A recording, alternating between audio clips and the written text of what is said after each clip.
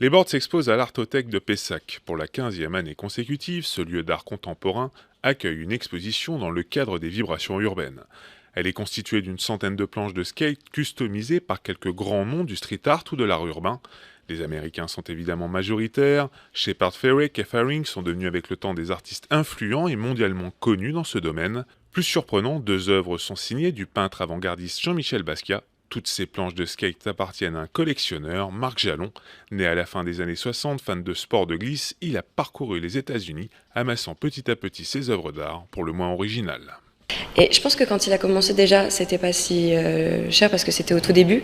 Lui, il a rencontré tous ces artistes. Donc j'imagine que Jean-Michel Basquiat, ça devait être quelque chose de différent de quand on rencontre le premier jour un artiste comme Shepard Fairey, qui au début n'était pas forcément connu comme il l'est aujourd'hui et qui faisait pas d'ailleurs le même genre d'œuvre avant de créer sa marque Obey.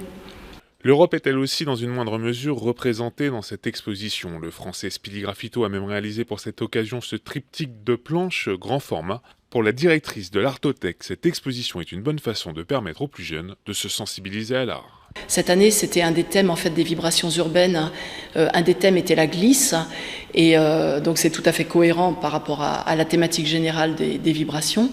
Et ça permet effectivement de présenter des œuvres des plus grands artistes contemporains du street art.